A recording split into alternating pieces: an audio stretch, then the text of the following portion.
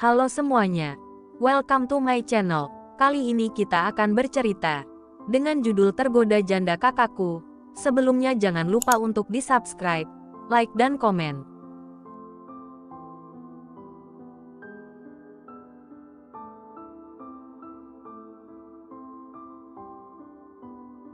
Episode 11. Terakhir melayani wanita. Ratu menghirup setiap aroma tubuhnya.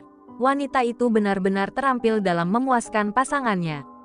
Raihan mengendupkan matanya, mencoba merasakan kenikmatan dari sentuhan wanita yang berada di atasnya. Malam ini, Ratu memintanya datang ke apartemennya seperti biasa, saat di mana Ratu membutuhkan pelampiasan nafsu birahinya. "Dekaplah aku, sayang, mengapa kau terasa begitu pasif?" bisik Ratu. Sementara ia terus bergerak di atas Raihan yang terbaring tanpa sepasang mata yang menatapnya. Ratu membimbing tangan Raihan menyusuri tubuhnya, merangsang daerah sensitifnya, tempat yang biasanya membuat Raihan begitu bergairah. Meraih, meremas, bahkan terkadang menggigit dengan lembut hingga membuatnya mendesah dalam kenikmatan. "Tidak bisa, maaf, malam ini aku tidak bisa melakukannya," kata Raihan tiba-tiba bangkit dan melepaskan dirinya dari pelukan Ratu. Keputusan Raihan ini sungguh mengejutkan Ratu, karena ini bukanlah sikap yang biasa ia lihat dari Raihan. "Apakah kau sakit? Mungkin, tapi aku sangat ingin malam ini, sayang. Tolong, puaskan aku," bisik Ratu sambil memimpin tangan Raihan ke arah yang diinginkannya. Akhirnya, Raihan menuruti permintaannya, meskipun tidak sampai pada penyatuan. Ia memuaskan Ratu dengan sentuhan dan gerakan tangannya. Dari gerakan perlahan menjadi semakin cepat, membuat Ratu seolah-olah tak bisa lagi menahan gelombang kenikmatan yang datang begitu deras. Raihan menggunakan dua jari yang dengan leluasa bergerak dalam dan keluar dari sana. "Ah, lebih cepat, sayang." Senyum merekah di wajah Ratu saat ia merasakan Raihan tiba-tiba memasukkan dirinya dengan ganas. Raihan menutup mata, kadang-kadang mendesis dalam kenikmatan. Sungguh luar biasa, Raihan, namun, ada momen ketika gerakan kasar Raihan menyebabkan Ratu merasakan rasa sakit. Raihan telah meninggalkan jejak cintanya di seluruh tubuh Ratu. Namun, apa yang tidak diketahui Ratu adalah bahwa dalam pikiran Raihan, ada seorang wanita lain. Wanita yang berhasil merangsang gairahnya yang sempat meredup. Raihan tidak lagi berpacu dengan Ratu, melainkan dengan bayangan wanita lain yang menghantui pikirannya. Raihan merasa seperti dalam keadaan yang kacau. Bayangannya sendiri telah membuatnya menjadi seorang ahli dalam hal ini. Ini adalah malam terakhirnya melayani seorang wanita. Raihan merasa tekad untuk mengubah hidupnya menjadi lebih baik. Perubahan ini muncul saat ia memeluk Dharma, bermain bersama bayi itu. Ia mulai berpikir untuk memiliki keluarga dan anak, untuk menciptakan masa depan yang lebih baik. Ia menyadari bahwa selama ini, hidupnya telah hancur karena menjadi seorang gigolo, memenuhi hawa nafsunya tanpa henti. Raihan duduk di atas ranjang, merokok dengan perasaan yang berbeda dalam hatinya. "Jangan hubungi aku lagi setelah ini, kalau hanya untuk meminta aku memuaskanmu," kata Raihan sambil menghembuskan asap rokok dari bibirnya. "Kurang bayaran?"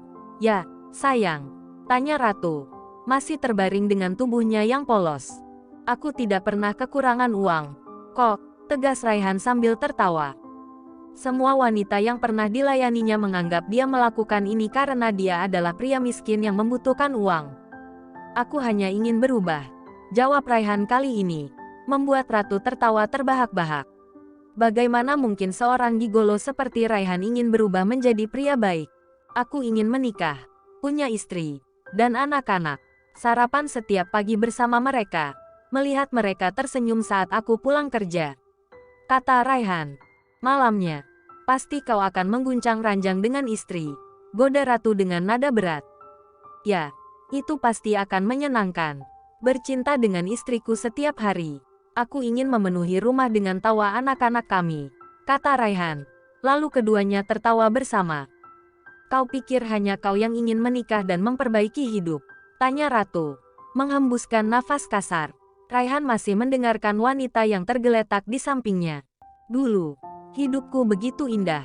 Aku dicintai dengan tulus oleh seorang pria, dan aku juga sangat mencintainya. Tapi semuanya berubah saat orang tuaku menjual tubuhku kepada seorang pria bejat hanya untuk bisnis mereka. Setelah itu, aku merasa kehilangan arah. Raihan mengusap lembut punggung ratu yang sudah basah oleh air mata. Aku masih terlalu muda saat itu. Aku mengeksploitasi tubuhku kepada setiap pria sebagai bentuk kekecewaanku terhadap ibu dan ayah. Aku ingin mempermalukan mereka sebagai pembalasan. Akhirnya, aku mendengar kabar bahwa aku dijodohkan. Dan yang lebih gila, aku dinikahkan dengan kakak pacarku, Chandra Baskoro, pria yang tak pernah mau menyentuhku setelah adiknya, Arga Birawa Baskoro. Aku tahu dia merasa jijik padaku, jijik pada tubuh yang disentuh oleh pria-pria berbeda setiap malam. Keluargaku menjodohkanku hanya demi bisnis mereka, tapi aku bersumpah tidak pernah berniat buruk terhadap keluarga itu. Orang tua mereka sangat baik, bahkan setelah mengetahui semuanya. Jika Tias bukan bagian dari keluarga mereka, mereka menganggap itu sebagai karma karena telah menolak seorang gadis yang telah menjadi anggota keluarga mereka. Jelas Ratu. Maksudmu apa? Tanya Raihan. Ceritanya panjang. Sayang, aku sudah menceritakan banyak. Bisakah kita bercinta lagi untuk merayakan kepergianmu? Goda Ratu. Aku akan pergi. Sayang, jawab Raihan sambil tertawa. Maksudku, bercinta sekali lagi sebagai perpisahan dengan gigolo kesayanganku, ucap Ratu. Tidak, entahlah. Tapi aku tidak berniat melakukannya lagi mulai sekarang, kata Raihan sambil berjalan menuju kamar mandi. Ayo, hanya sekali. Sayang, mungkin lebih seru di kamar mandi, goda Ratu sambil mengejar Raihan dengan tubuhnya yang masih telanjang. Arga terbangun dari tidurnya karena pagi itu dia kembali mencium aroma harum dari dapurnya. Aroma yang sama seperti kemarin pagi. Karena penasaran, Arga turun dan melangkah menuju dapur. Tidak salah, di sana Anjani tengah sibuk membuat kue-kue lagi. Arga merasa heran. Apakah wanita itu begitu tidak ada kerjaan hingga menghabiskan waktu dan tenaganya setiap pagi untuk membuat sejumlah kue seperti itu? Padahal, kakinya belum sepenuhnya pulih. Arga memutuskan untuk kembali ke kamarnya sebelum Anjani memergokinya sedang mengamatinya. Ketika ia bersiap-siap untuk mandi, notifikasi pesan di ponselnya terdengar. Arga melihat kiriman foto dari Denny. Semalam, ia meminta Denny mengirim gambar Raihan. Arga penasaran seberapa menariknya pria itu sehingga Anjani tertarik untuk berhubungan dengannya. Denny, ini dia. Noh, makanya jadi idola para tante-tante. Lebih tampan daripada kamu. Benar-benar, Denny, pria ini jadi model seperti ini. Kamu menyebutnya tampan. Arga membatin sambil menggerutu pada sahabatnya. Pria dalam foto itu memang lebih muda darinya. Tapi jika dilihat dari penampilannya, Raihan jelas bukanlah pria miskin seperti yang Arga bayangkan. Setelah selesai membersihkan diri, Arga turun untuk segera pergi ke kantor. Mas, tidak mau kopi dulu? Suara Anjani menghentikan langkahnya. Meskipun Arga ingin mengabaikan kata-kata Anjani, pandangannya terhenti pada segelas kopi hitam dan sepotong cheesecake kukus yang aroma dan penampilannya sangat menggugah selera. Anjani juga membuat kue brownies kukus kalau Mas mau. Akhirnya, pertahanan Arga melemah. Gengsinya kalah oleh desakan perutnya yang lapar. Baiklah, kalau kau maksa, tapi hanya sekali ini. Lagi pula, pasti kue buatanmu tidak enak. Anjani tak menghiraukan celaan Arga. Ia sudah terbiasa dengan sindiran pedas dari suaminya. Namun, ia tersenyum ketika melihat Arga menghabiskan kopi dan 2 potong cheesecake buatannya. Biasa saja, tidak enak, cibir Arga sambil mencicipi makanan itu. Anjani tertawa kecil mendengar celaan Arga. Bahkan, Arga sudah menyambar kotak bekal yang tadi disiapkan Anjani, yang berisi beberapa kue brownies dan kue risoles kentang. Laki-laki itu kadang menakutkan seperti monster, tapi kadang lucu seperti Dharma, gumam Anjani sambil menggelengkan kepalanya. Setelah menyelesaikan kue-kuenya, Anjani segera mengantarkan mereka ke supermarket milik Ricky. Kebetulan, Ricky sedang berada di luar kota untuk urusan bisnis. Jadi Anjani menyerahkan kue-kuenya kepada manajer seperti yang diperintahkan oleh Ricky. Hai, Anjani berbalik ketika seseorang menyapanya. Laki-laki yang dia temui kemarin, yang disebut Ricky sebagai sepupunya. Namun, Anjani tidak ingat nama pria itu. Hai, Jawab Anjani dengan sopan. Hai, jagoan, apa kabarmu? Raihan menyapa Dharma seolah-olah bayi itu dapat mengerti. Mencari Ricky, dia sedang di Surabaya.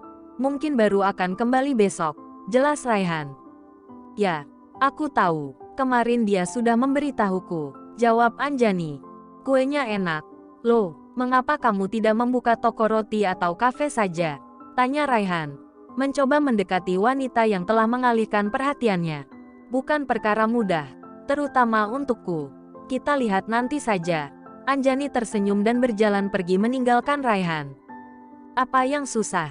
Aku punya tempat di tengah kota jika kamu ingin menyewanya untuk membuka toko. Dan untuk modal, kamu bisa mengajukan pinjaman pada bank tempatku bekerja. Ucap Raihan. Benar bahwa Raihan memiliki ruko di tengah kota yang kosong. Namun, dia merasa perlu berbohong tentang pinjaman modal. Karena Anjani tidak akan menerima jika dia mengatakan akan membiayai usaha baru itu. Anjani berhenti sejenak, terlihat tertarik dengan tawaran Raihan. Jika bisnis tersebut berhasil, dia bisa memenuhi kebutuhan dirinya dan Dharma. Selain itu, dia bisa tinggal di toko tersebut. Yakin bahwa Arga tidak akan membiarkannya tinggal di apartemen untuk waktu yang lama. Raihan tersenyum saat Anjani mendekatinya lagi. Namun, aku tidak punya jaminan untuk mengajukan pinjaman.